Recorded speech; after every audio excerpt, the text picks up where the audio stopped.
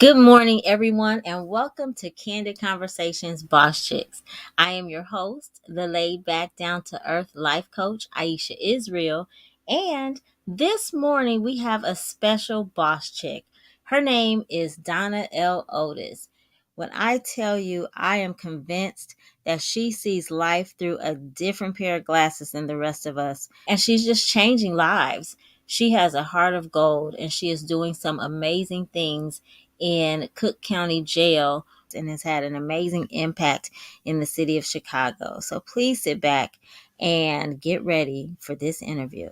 Hey, but before we get to the interview, do me a favor, like this video, subscribe to my YouTube channel, and then click the notification bell so you'll know every time we post or go live. Thank you so much. Now to the interview.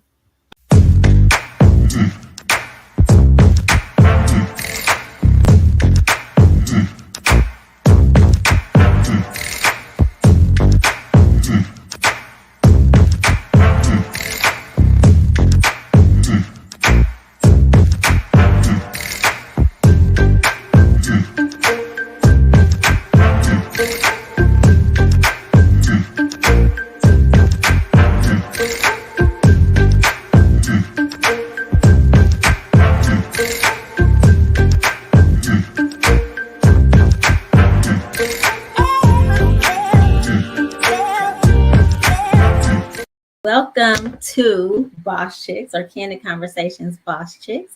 And today we are talking to Boss Chick Minister Donna Otis Esquire. And she has an amazing story. She is, wow, a powerhouse. She's got a lot going on. She's got years of experience. And so I'm going to allow her to introduce herself and just kind of get us started. And then I will join the conversation with my questions. Hello, everyone. Thank you so much for allowing me to be here today. I'm excited about the conversation. I'm excited to be identified as a boss chick because in my mind, I'm just a little girl from South Side of Chicago who started off with her family in Ida B. Wells projects. So whenever someone recognizes me or says I'm a boss chick, or I'm looking around like, who are they talking to? It can't be me. So who I am God's masterpiece, woven in rich chocolate femininity. And I say I'm God's masterpiece because he didn't make but one of me. And if you know my story, there's only one of me out there. What I do, I am a counselor. I'm a licensed attorney. I finished law school in 2004. In my professional life, I'm actually an attorney for the state of Illinois, Deputy General Counsel for Illinois Department of Public Health. But allow me to get my disclaimer. Today, I'm not speaking on behalf of the state of Illinois. I am also a Christian evangelist. I've been a licensed minister for 10 years. My license comes from Pastor Stephen John Thurston at New Covenant Missionary Baptist Church in Chicago, which is a story in itself. I am a communicator. I love public speaking. I love writing. I have a book of poetry on Amazon.com called I Can't Breathe. Yes, I wrote that in 2020 during the pandemic when everything was going on. I wrote that book of poetry. Oh, wow. to capture the moment, basically, of what was happening. Right. So really quickly, thank you for that introduction. That was a lot of information. So, I have a lot of questions coming. Okay. So your book, I Can't Breathe, are all the poems written by you? Yes. And I actually started writing as a child. I've always written. So all the poems are written by me. At one time during the pandemic, I posted something online and someone was like, "Oh, this is good." And I just started gathering all the poems because, as you know, we were in a pandemic. Right. There was some social justice issues going on, George Floyd. And for me, writing is how I get things out. So A lot of my writings I don't share with people, but this one time I thought it was necessary to share it. Okay. Yeah, we have something in common there. I feel like writing is therapy. So yes. For all the things that you can't say out loud or, there it's a release for some of us. So yeah, I totally understand that. So how many poems are in there? Oh, I haven't looked at it. It's probably at least 25 poems in there. Okay. Yes, at least 25. So how long does it typically take you to write a poem? It doesn't take long, especially if it's a hot topic issue. That's just how I flow. I Okay. write in my journal, I write poetry. So it doesn't Oh, take long at all. okay, nice. All right. So now I found it interesting when I Mhm. was talking to you before that you are an attorney for the state of Illinois, Mhm. and then you mentioned working in Cook County Jail. So I do an organization called Naomi's Daughters, okay, which we go into the jail and do ministry in the jail.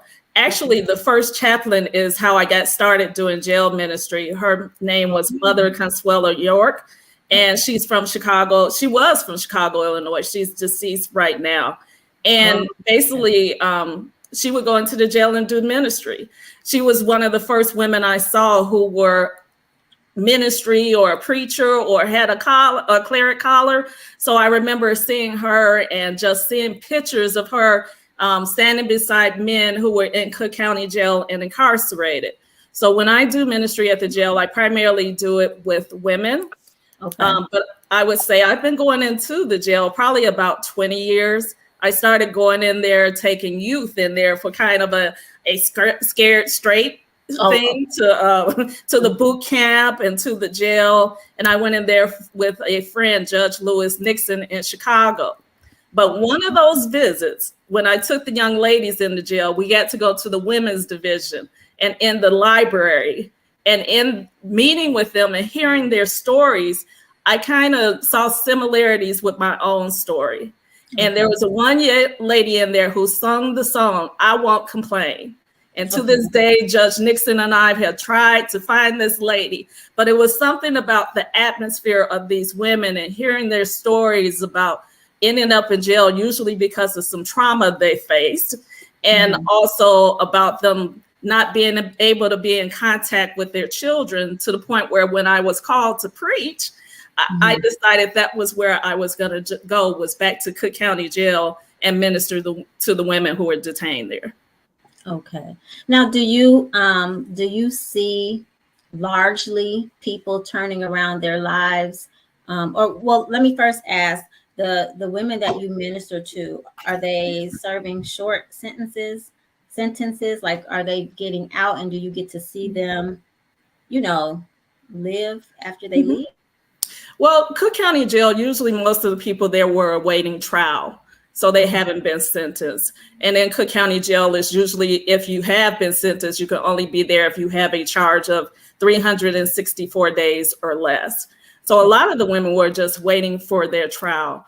Now, after they leave the jail, I haven't really maintained contact, but there are other organizations who have maintained that contact that I've kind of connected with, Okay. where they do what's called reunification rides, where they take the children down to the state prison to visit with their mothers. So, Oh, in that capacity, some of the women who are released from jail come back and volunteer. So, I've been able to connect with those women who volunteer and to hear them saying, that the ministry had an impact because they've ran into people who were detained in the prison who had came to the meetings that or to the Bible studies I had. yeah, that was going to be my comment. Like, they Mhm. must really have been impacted and Mhm. affected to be able to remember and want to come back and help Right. in a place where they were. So that's a testament Mhm. to the effect that you're having on these women. And so I'm trying to think of how to word what I want to ask you without being too personal, too sensitive. But Oh, that's fine. I'm a lawyer. okay. And I'm a minister. I've done chaplaincy in the hospitals. There probably is nothing you could say that will offend me, or that I was find, I would shut down the internet and be like, I'm out. So just ask the question. I'm good. Okay. So how do you balance that? How do you balance being an attorney for the state and being a minister? Can you operate in both capacities simultaneously? I think I operate in both capacities simultaneously because that's who I am. So Okay. I don't go to my job and, evangelize and try to bring people to Christ. But I think my spirit follows me. As they say, my light follows me. Or people will say, when I used to practice in probate in Cook County, and it was on the 18th floor, and I left there and went into the state, they said, well, something's different about the 18th floor since you left. There's been chaos. So wow. I think it's me, even if I'm not trying to be, outspoken or whatever, that's just who I am. So I think I operate in both, where I've been in the courtroom and someone's father or parent has died, and another attorney will come and get me and say, she's having a hard time. Can you come and pray with her? And that's in the hallway of the courtroom. So I think I still have an impact. There's been incidents where maybe somebody was having issues at work, but that person never presented to me in that way. So I'm like, it must be something that they see, that they treat me entirely different than everyone else. Yeah, well, could be the God in you, right? Exactly. The God in me. Yes. And so once you've you still do it now, right? It's not in past. Yes. Well, we paused during COVID. So we really are we started kind of back. I started going back in that environment in May. They had a Mother's Day kind of visitation outside of the jail. And what I do once a month, I go and meet the bus, taking the children down to visit with their mothers. Monday, volunteers will start going back in to get the training at Cook County Jail to go back in and do ministry. So our goal is in September to be back in the jail at least once a month. So I miss going there, which people are like, how do you miss going in the jail? But I've tried to stay connected by, partnership with other ministries that were still doing something to support the women and the children. Absolutely. Mm-hmm. And so how many people are you planning to train on Monday? I am not sure yet, because I'm waiting to see, the county jail, you submit it, and Cook County Jail does the training. So then they'll let me know afterwards how many people. There's a training in July and there's a training in August. To go in the jail, it's background checks. It's a process to go in there. But because we're already a registered organization, it's just a matter of getting retraining. And, from 2020 to now, things probably have changed, and really finding out what the process is now. Okay. But so that's good. So Cook County takes care of, really, it sounds like the heavy lifting or exactly, and you just have to go in and train. So that's good. Yes, you have to go in and train. Mm-hmm. Okay. And so with Naomi's daughter, did you start that? Are you the creator, the founder? Yes. And actually, the jail ministry started out of my church at New Covenant Missionary Baptist Church. And we started doing it there. And the reason it spun out to Naomi's daughters, the hope was, to apply for grants to do other things that necessarily were not tied in with the church, because sometimes people will give to an independent organization before the church. So that's the main reason it became its own 501c3 for donations purposes. Interesting. Okay. And so what kind of team do you have? I heard you mention. There are other women from New Covenant who come in and help with the Bible study. Usually we go in teams of 2. And then once you're there, the guard will go and get the women, who want to come. In the past, we had songs, we had prayer, we would have Bible study, but my Bible study was interactive, where the women actually did the prayer, and, there was dialogue. It wasn't just someone preaching or just talking to them. It was an entire conversation. And I told them that was their church service. Nice. So, and they were engaged in the church service. Very nice. Yeah. I have so many questions just going on in my head. I got time. And I can see, I can see that that you're passionate about this. So really quickly, while I'm thinking about it, so if somebody out there is listening and it sounds like something that they want to do, how could they go about signing up with Cook County to make sure they get the training that's coming up? Maybe not Monday, but maybe the next one. Right. The next training is in August, I believe, August 17th. They can email me at Naomi's Daughters 116 @gmail.com. And there's also a Naomi's Daughters Facebook group that they can messenger me from. Oh, okay. Very nice. I'm sorry, I'm writing this down so that I Oh, can have not a the information problem. as Not well. a problem at all. So okay, Naomi's daughter. Can I ask who's Naomi? Oh, okay. Naomi's daughter comes from the book of Ruth. It's the Oh, biblical book of Ruth. oh, it's And called. in Naomi's daughter, there was a mother who basically lost her husband, lost her two sons, and she was left with these two daughters, Oprah and Ruth. Mm, And the one daughter, Oprah Winfrey actually tells the story that was supposed to be her name, but they misspelled it. So that's how she ended up as Oprah. But okay. Oprah and Ruth, Oprah decides to leave her mother and return to her mother-in-law and return to her homeland. Ruth decides to remain with Naomi, and they journey back to Ruth's homeland. And there's a scripture in there, Ruth 1, chapter 1, verse 16, when basically Naomi says, and to paraphrase, I'm going with you. Even Yeah. though Naomi is telling her, I'm not going to be able to have a son. It's going to take too long. And in this time, women could not have anything. What people don't realize, even in the United States, women couldn't even open a bank account until the 70s in their own name. So we have these two women in this patriarchal system, and Ruth, who was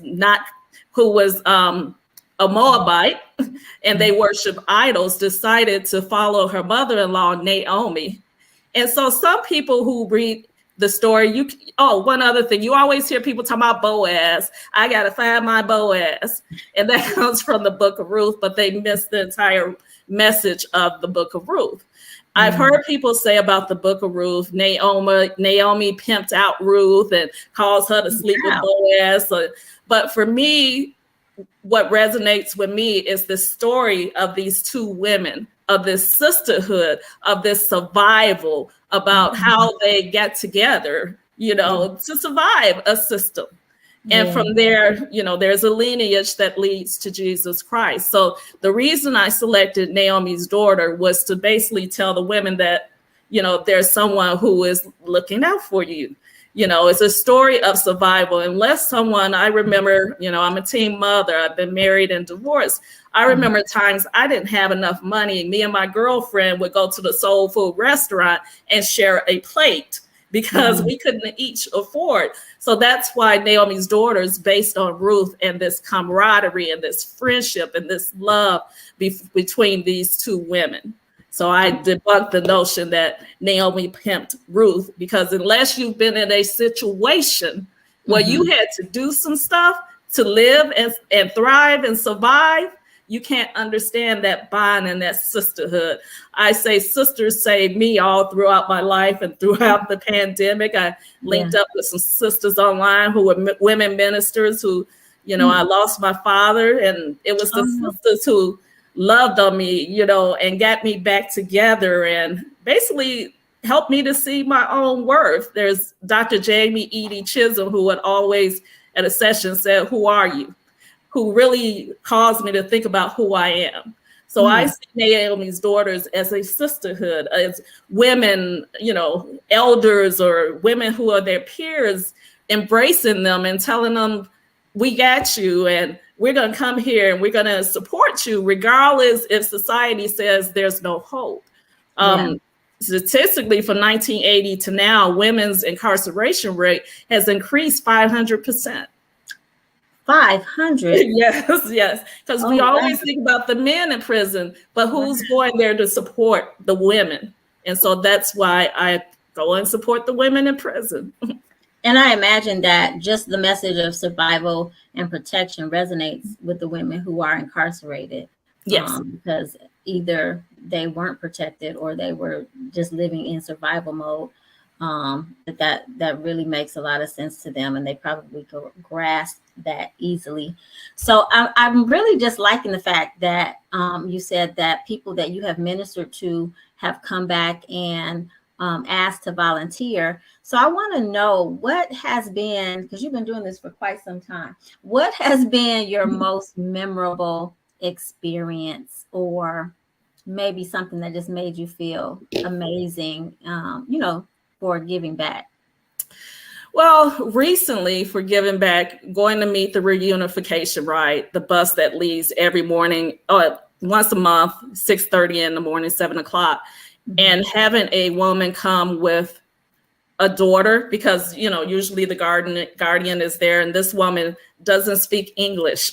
But I go with my claret collar, and every time she sees me, she just runs and gives me a hug.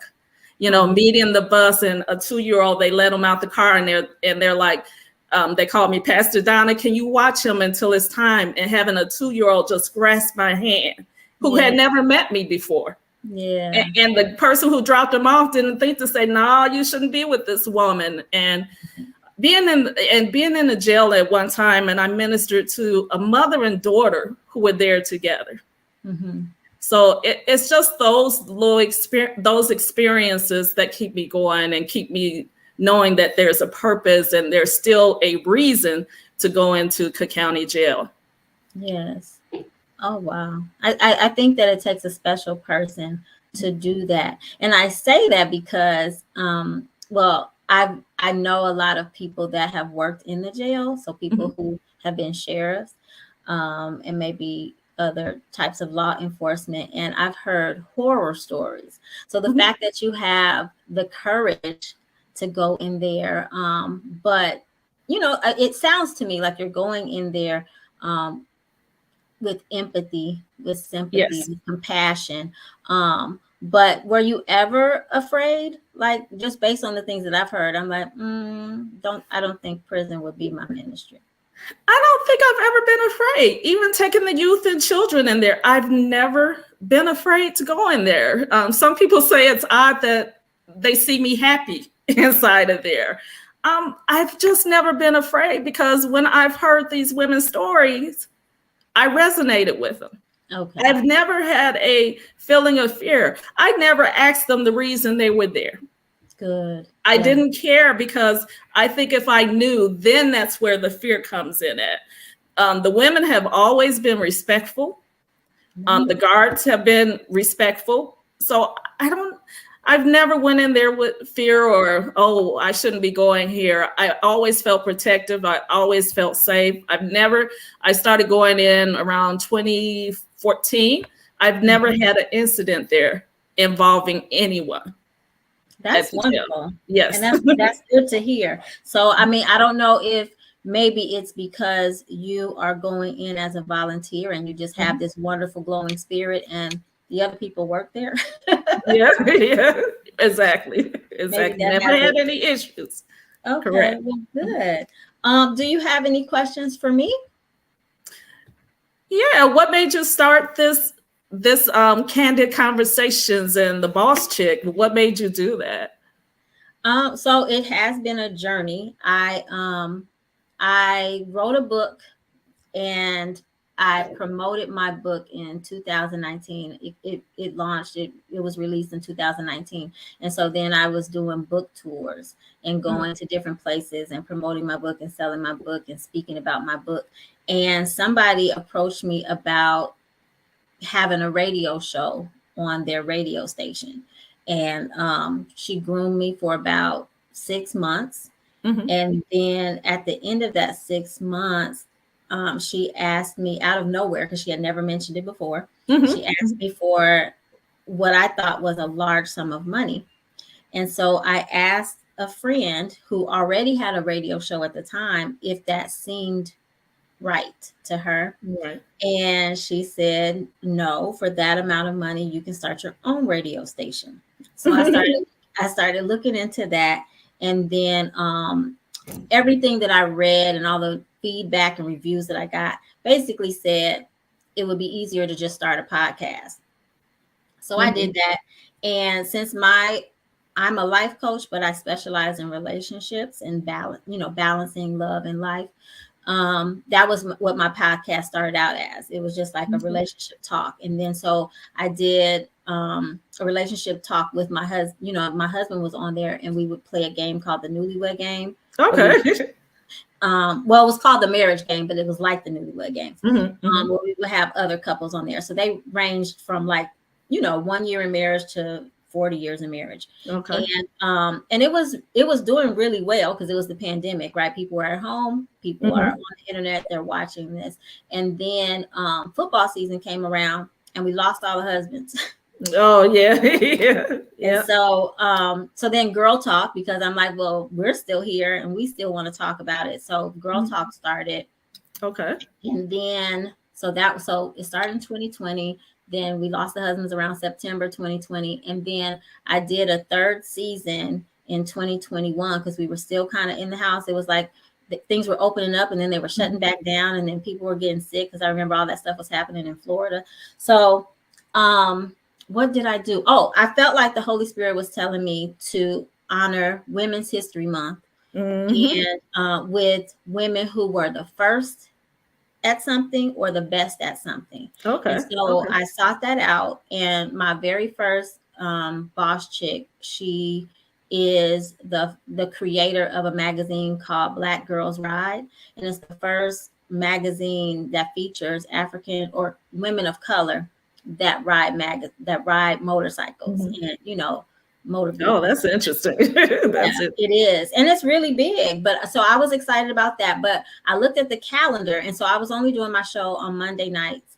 And March had 5 Monday nights. And I actually got Mm. nervous. I'm like, Lord, don't embarrass me. Don't let Right. me not have enough, because I was used to only having four shows a month. And so I'm like, ooh, I have to really find five. Mhm. But since March 1st of 2021, I have not stopped getting boss checks. Now the Okay. referrals are coming in, and I have more than enough um, for a while now. Um, Okay. yeah, and Great. so yeah, I feel so blessed and honored to meet so many of you Mhm. women who are doing great things that is just not publicized enough. Right. The images that are in the media of Black women are just, I'm just going to say, not positive. They're a lot to handle a lot of Mhm. times. They're showing us as angry. They're showing us Exactly. fighting. They're showing us just not honoring marriage, period. So it's Mhm. just a lot. So I wanted to just have a show that presented women entrepreneurs, and showing just all that we're doing and affecting the world, not just our own communities, but in a positive way. Correct. Okay, that's awesome. That is definitely awesome. And I think I like that you're doing this because it's important to share the stories. And what I find when you think about Boss Chick, people are looking at us today, but Mm-hmm. so often you don't hear the story of how they get to that point. I tell people Langston Hughes' poem, Mother to Son, life for me was not a crystal stair. So if you Yes. meet me today, yeah, I can go into certain places, but if you would have met me at 16, you wouldn't have want to be bothered with me. Mm-hmm. I tell people, being 16 and pregnant, having a father, a Baptist preacher, you know, Yeah. I finished high school with a low GPA, a D Oh GPA. no. Okay. I say it took me 10 years to get my undergraduate degree. I've Mhm. had two daughters, unmarried, been married and divorced, thankfully married to a great man right now. Nice. But yes, today I'm a boss chick, but the journey to get to this point was one, as I say, of hills and valleys, Yeah. where the valleys were so low, I was like, I'm done, Mhm. Yeah. so I respect being called a boss chick today, but getting to this point Yes. was a process. Told someone my life was like a butterfly, the metamorphosis process. And Yeah. at this point, now you see me and I'm blooming and I'm pretty and all those colors. But at some point, it wasn't Right. so pretty. Yeah. And That can today I was thinking about butterflies, and I walk every morning. I haven't seen butterflies this year. And okay. today we were walking and I saw an orange butterfly. I'm like, oh, a butterfly. And then we saw a white butterfly. I was like, Nice. wow, I have not seen butterflies until I mentioned my life being like a butterfly. And this morning it was butterflies everywhere as I was walking. Okay. Well, that meant you were meant to be on this show today. Yes, yes, so yes. That's exactly. But yes, Mhm. I definitely think that the journey is important. And yes, a lot of people do look at boss chicks, and I don't know why, but they look Mhm. at boss chicks and they just assume that they've always been this way, right? They've always Right. had it easy, or they've always had positions of power. And Mhm. it's just, yeah, I think it is empowering to other women and other people to know that we started, not at the top. We No, didn't have nope, to not at climb. all. Yeah. Far from the top. I tell people when Jesus wanted to get to me, he needed a shovel, an excavator. He needed all kinds of tools and equipment because he kept digging it, and he would reach me, and I'd be like, "No, no, I'm good. I'm good. Let me dig a little further. No, I'm good." To the point where I was like, "I give up," because I give up. You got me. Yeah. Yeah. Good thing he perseveres, right? He comes Yes, after yes, us. And so yeah, definitely. that's amazing. Well, we are rounding out the bottom of the interview, but I always ask my boss chicks, in your own words, please tell us what makes you a boss chick. What makes me a boss chick is number one, the ability to survive, the ability to thrive on in not so friendly circumstances, I guess, would be Mhm. another thing that makes me the boss chick. My ability to walk in, see problems, and not be afraid to challenge systems. Mm. To really listen to God's direction helps. To get some good mental health counseling Yes. helps. To get Yes. over that trauma that's still living in your body. And the other thing I would say, being patient with yourself. Everything does not happen right away. I said it took me 10 years to get my undergraduate degree. I went to law school at 35. So being patient and get you a community. Get you Yes. some people who are not jealous or not envious that will love you and support you regardless. I have friends from law school I met in 2001. We have titles, corporation counsel, but when we get together, You we're really just just friends. friends. Yeah. Get you a mate. My husband, I've been married to him 13 years now. Met him at church, Okay. and he grounds me. He's like real quiet and real still. And my grandchildren call him Smooth Jazz because he's so smooth.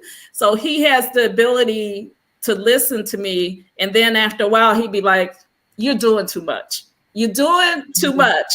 So get you someone as a mate that grounds you, that Yeah. settles you, that will tell you get somewhere and sit down. So I think mental health counseling, relationship with God, being patient, your community, reading, read positive things, Yes. and get you a mate who grounds you if that's your desire, or be careful who you let into your orbit, into your space. I tell people everyone is not allowed to have access to me because I let everyone have access, and then it pulls me down. So now at this point, I don't care if it's arrogant or whatever, but guard your space, guard Gorgeous. your peace.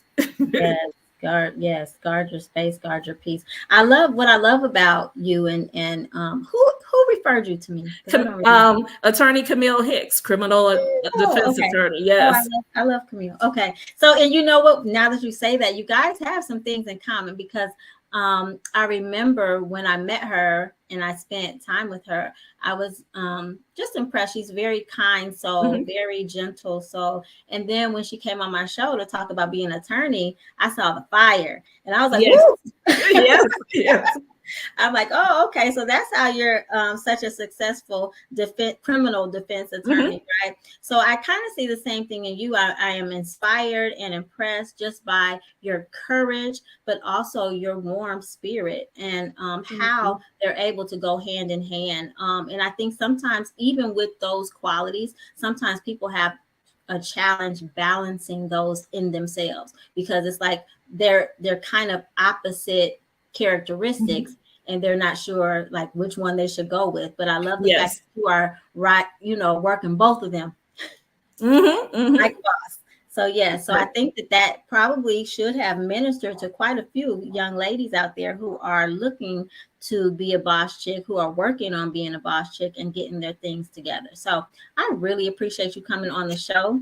Thank you for having me. So I definitely enjoyed it. Yes. Thank you so much. I'm trying to think. I want to make sure if somebody wants to get in touch with you that they can. So you said to go to Naomi's daughter on Facebook, and Yes. there's a group on Facebook, and then also how can Naomi's daughters 116 at gmail.com. okay. Those are the two ways you could connect right now. Okay. And the commitment to be able to work with Naomi's daughter is once a month, or is it more than that? Right now, I would say it's twice a month because my goal is once a month going into the jail, and that other once a month will be meeting the children who are going downstate to visit with their mothers. So it's Oh, really going to be two commitments. But, people can select which one. Being with the children may not be your thing, going to the jail. So we have people who still support us who may not want to go inside the jail or want to go and, meet a bus. There are other options available.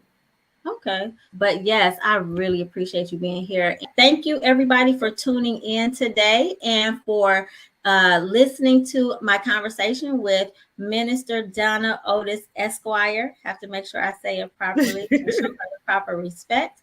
And I look forward to seeing you next time. Have a blessed day. Thank you for tuning in to this week's episode of Candid Conversations Boss Chicks. Remember, on Mondays at 7:30 p.m., we have Girl Talk with the Girl Talk panel. And of course, don't forget that I have a book on Amazon that I would love for you to read and give me some feedback. It's called End of Silent Suffering, and it's about learning how to survive life with a narcissist. And of course, join me for my love course. See you next week. Bye.